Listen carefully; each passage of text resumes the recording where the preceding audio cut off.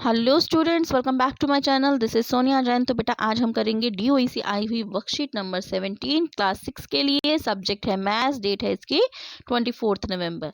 तो बेटा worksheet start करने से पहले अगर आपने मेरे चैनल को सब्सक्राइब नहीं किया है तो जल्दी से चैनल को सब्सक्राइब कर दीजिए, बेल आइकन को प्रेस कर दीजिए ताकि जब भी मैं नेक्स्ट वर्कशीट अपलोड करूँ तो आपको उसका नोटिफिकेशन मिल जाए। तो चलिए स्टार्ट करते हैं। टॉपिक है हमारा फ्रैक्शन। फ्रैक्शंस हम पढ़ रहे हैं। फ्रैक्शन में आज हम पढ़ेंगे कंपैरिजन ऑफ फ्रैक्शन। अब फ्रैक्शंस हमने पढ़ा कि फ्रैक्शन क्या होता है, किसी होल का एक पार्ट होता है, ठीक है।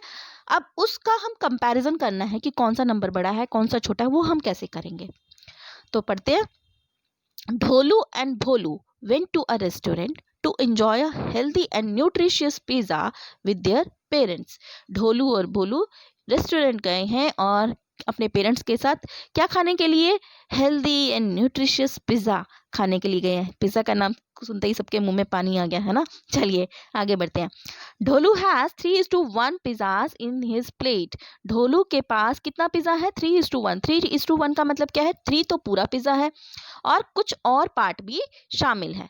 Bholu has 2:3/4 pizza in his plate. अब भोलू के पास कितना है? एक तो 2 तो होल पार्ट है और कुछ और पिज्जा भी है उसके प्लेट में। Who has more pizza? किसके पास ज्यादा पिज्जा है? अब देखो किसके पास ज्यादा पिज्जा है। ऑब्वियसली ढोलू के पास 3 तो होल पार्ट है और भोलू के पास 2 होल पार्ट है और कुछ और भी है पार्ट थोड़ा सा, ठीक है। और इसी तरीके से भोलू के पास, तो किसके पास ज्यादा हुआ? ऑब्वियसली ढोलू के पास ज्यादा हुआ। So it is clear Dholu has 3 full pizza and more, क्योंकि ढोलू के पास तो 3 फुल पिज्जा है और कुछ पार्ट भी है। और भोलू के पास कितना है? भोलू के पास 2 फुल पिज्जा है और कुछ और है। तो किसके पास ज्यादा हुआ? Dholu has more pizza in his plate, ठीक है। Now consider 1/2, 1/3, 1/4, 1/5। अब हमें क्या करना है? एक उसके वो बनाने हैं, डायग्राम्स बनाने हैं और उसको वो करना है। अब देखो यहाँ पर देखो सारे फिगर एक तो बराबर बराबर है, इक्वल है, ठीक है। ये जो रेक्टेंगल से बनाए हुए हैं, ये एक चीज का ध्यान रखना है क्योंकि इनके सबके डिनोमिनेटर अलग अलग हैं, ठीक है। तो कोई आप ऐसे नहीं करोगे कि ये वाला बड़ा कर दिया और ये छोटा कर दिया, ठीक है। तो इस चीज का फिगर में ये ध्यान रखना। तो अब कितने पार्ट है टोटल के? टोटल कितने पार्ट्स बनाने हैं? 2 पार्ट्स। और शेड कितना करना है? 1, ठीक है। तो हमने 1 शेड कर दिया। अब है 1/3। तो इतने ही स्पेस में कितने पार्ट्स बनाने हैं? टोटल कितने पार्ट्स हैं? 3। तो 1 2 3 पार्ट्स और 3 में से कितना शेड करना है? 1 शेड करना है। फिर 1/4 के लिए कितने पार्ट्स बनाएंगे? 1 2 3 4 पार्ट्स बनाएंगे और कितना शेड कर देंगे? 1। इसी तरीके से टोटल 5 पार्ट्स बनाएंगे और उसमें 1 शेड कर देंगे, ठीक है बेटा। तो अब आपको दिख रहा है कि कौन सबसे ज्यादा शेडेड है और कौन सबसे कम शेडेड है। तो यानी कि आपको पता चल रहा है कि कौन ज्यादा है कौन कम है। तो सबसे ज्यादा आपको शेडेड पोर्शन ये दिख रहा है, तो इसका मतलब ये सबसे बड़ा नंबर है। फिर उससे छोटा ये वाला है, फिर उससे छोटा ये वाला है और फिर उससे छोटा ये वाला है। सो 1/2 is greater than 1/3, 1/3 is greater than 1/4 and 1/4 is greater than 1/5, ठीक है। तो लेकिन इन सब में एक चीज का ध्यान रखना है कि ये जो रेक्टेंगल्स है ये सब इक्वल होने चाहिए, ठीक है। अगर आप मान लीजिए ये 1/2 इतना बनाते हैं, तो अगर आप 1/3 इतना बना देंगे तो ऑब्वियसली क्या होगा? 1 पोर्शन ये ज्यादा बड़ा नजर आएगा और ये इस तरीके से, ठीक है। तो आपको थोड़ा सा इस चीज का ध्यान रखना है, या फिर ये छोटा नहीं होना चाहिए बड़ा नहीं होना चाहिए, सबके साइज इक्वल होने चाहिए। अब करेंगे comparing like fraction. Like fraction हमने पढ़ा था क्या होते हैं? जिसके डिनोमिनेटर सेम होते हैं, ठीक है। जैसे ये 3/7 5/7 का डिनोमिनेटर क्या है? 7 है। तो उनको कैसे कंपेयर करेंगे? आप देखिए फिर वही क्या करेंगे। 7 पार्ट्स हैं टोटल, 3/7 में 7 पार्ट्स टोटल है, 7 पार्ट्स बना लिए ये, ठीक है। और उसमें शेडेड कितने हैं? 3 पार्ट, तो 3 पार्ट कर दिए। अब 5/7 में टोटल कितने हैं? 7 हैं और वही कितने शेड करने हैं? 5 पार्ट्स करने हैं। तो हमने 5 पार्ट शेड कर लिए। तो ये तो बेटा हमें वैसे भी पता चल रहा है, जब डिनोमिनेटर सेम होता है तो ऊपर न्यूमरेटर जो बड़ा होता है वो बड़ा नंबर ही होता है। तो 5/7 इज ग्रेटर देन 3/7। ये तो अगर आप पिक्चर नहीं भी बनाते हो ना तो भी आपको पता चल जाएगा अगर डिनोमिनेटर सेम होता है, ठीक है। अब कंपेयरिंग अनलाइक फ्रैक्शन। अब हम करेंगे अनलाइक फ्रैक्शन। अनलाइक फ्रैक्शन क्या होते हैं? जिनके डिनोमिनेटर सेम नहीं होते उनको कैसे कंपेयर करें।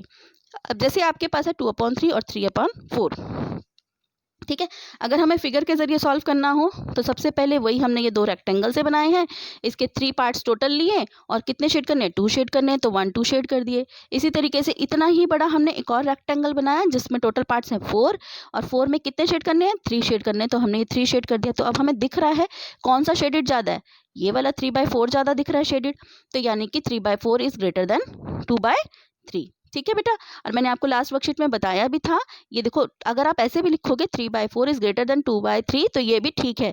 मैंने आपको बताया था कि ये जो मुंह होता है ना जिसकी तरफ खुला होता है वो नंबर बड़ा होता है। कुछ बच्चे कंफ्यूज हो जाते हैं, तो ये ध्यान रखो जिसकी तरफ मुंह खुला है इसका वो नंबर बड़ा है। अब यहाँ इसकी तरफ खुला है, ये नंबर भले ही पहले लिखा है, तो ये देखो इसकी तरफ 3/4 की तरफ खुला है, इसका मतलब 3/4 इज ग्रेटर देन 2/3।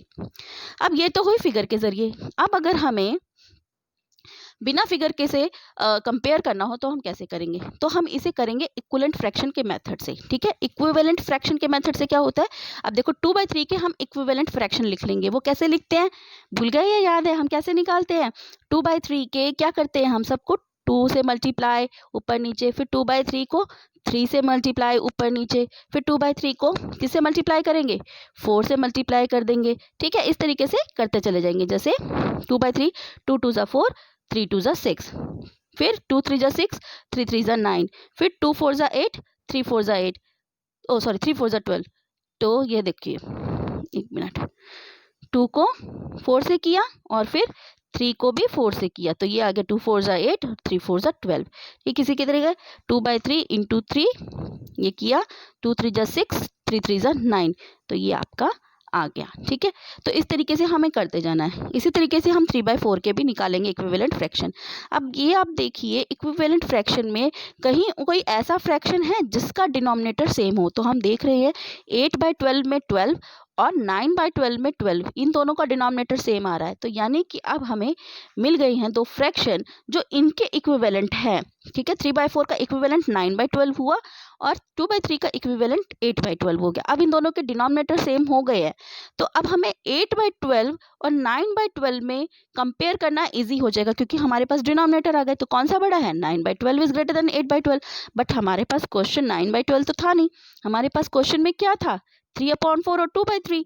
3/4 जो 9/12 जो है वो किसका इक्विवेलेंट फ्रैक्शन है, वो है 3/4 का, तो यानी कि 3/4 इज ग्रेटर देन 2/3। इसी तरीके से 8/12 किसका इक्विवेलेंट है, 2/3 का। ठीक है बेटा, तो इस तरीके से हम निकाल लेंगे। अब क्वेश्चन है compare the following fraction using figure. अब हमें फिगर ड्रॉ करके इनको कंपेयर करना है। तो सबसे पहले है 3/5 एंड 1/5। तो सब एक रेक्टेंगल बनाएंगे जिसमें हमें कितने पार्ट्स लेने हैं, 5 पार्ट्स, 1 2 3 1 2 3 4 5 पार्ट्स हो गए। कितने शेड करने हैं हमें, इसके 3 पार्ट शेड करने, तो हम ये 3 पार्ट शेड कर देंगे। फिर एक और रेक्टेंगल बनाएंगे, ठीक है, इक्वल लेंथ के बनाने हैं बेटा।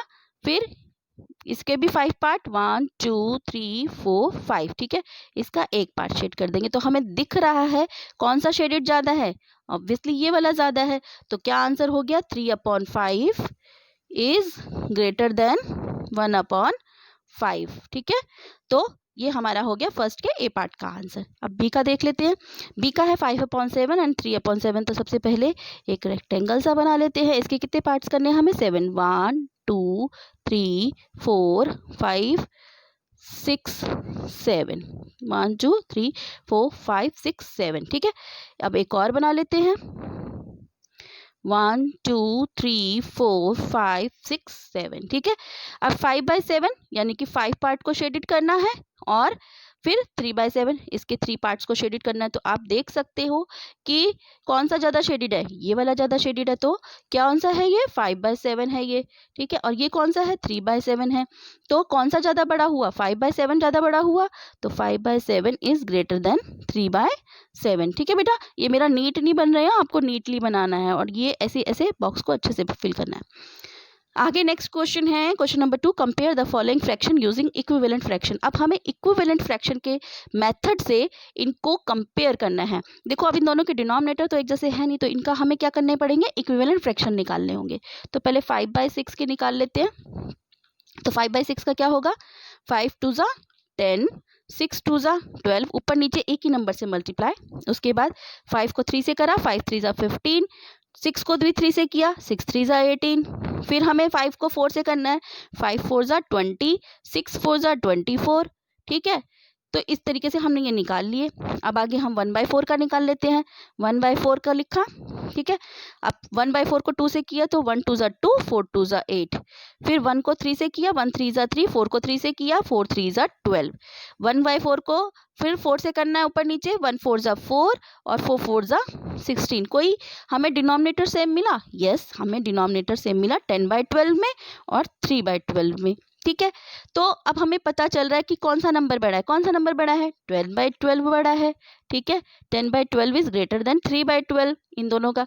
लेकिन ये किसके इक्विवेलेंट है? 10/12 किसके इक्विवेलेंट है? 5/6 के।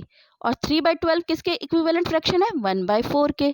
ठीक है, तो हमारा आ गया 5/6 इज ग्रेटर देन 1/4। ठीक है, 5/6 is greater than 1/4। Okay, next कर लेते हैं। नेक्स्ट है 2/3 एंड 3/5। तो सबसे पहले इक्विवेलेंट फ्रैक्शन निकाल लेते हैं, 2/3 के निकाल लेते हैं। अगेन क्या करेंगे? ऊपर नीचे 2 से मल्टीप्लाई, 2 2 ज़ा 4, 3 2 ज़ा 6, 2 3 ज़ा 6, 3 3 ज़ा 9, 2 4 ज़ा 8 और 3 4 ज़ा 12, 2 5 ज़ा 10 एंड 3 5 ज़ा 15, 2 6 ज़ा 12 और 3 6 ज़ा 18। अब 3/5 के बना लेते हैं। 3 5/5 के अब 2 से मल्टीप्लाई, 3 2 ज़ा 6, 5 2 ज़ा 10, 3 3 ज़ा 9, 5 3 ज़ा 15, 3 4 ज़ा 12 और 4 से किया ऊपर नीचे तो 20 हो गया, 5 4 ज़ा 20। फिर 3 5 ज़ा 15, 5 5 ज़ा 25। अब देखो कोई फ्रैक्शन ऐसे आया जिसका डिनोमिनेटर ऊपर नीचे दोनों का सेम आया 2/3 में, तो हमें मिला 10/15। ठीक है, और दूसरा मिला 9/15। ठीक है, इन दोनों का डिनोमिनेटर सेम है, तो हमें पता चलता है 10/15 इज ग्रेटर देन 9/15। अब लेकिन हमें तो नंबर कोई और थे, तो 9/15 किसके इक्विवेलेंट फ्रैक्शन है? 3/5 का। ठीक है, तो ये हमने 3/5 लिख लिया। और 10/5 किसके इक्विवेलेंट है? 2/3 के। ठीक है, तो ये हमने 2/3 लिख दिया। तो यानी कि 3/5 इज ग्रेटर देन 2/3। ठीक है बेटा, तो इस तरीके से यह हमारी वर्कशीट कंप्लीट होती है। सो अगर आपको मेरे वीडियोस अच्छे लगते हैं तो प्लीज़ उन्हें लाइक कर दीजिए, शेयर कर लीजिए अपने फ्रेंड्स के साथ और मेरे चैनल को सब्सक्राइब कर दीजिए। So stay tune for more videos. Till then, bye bye.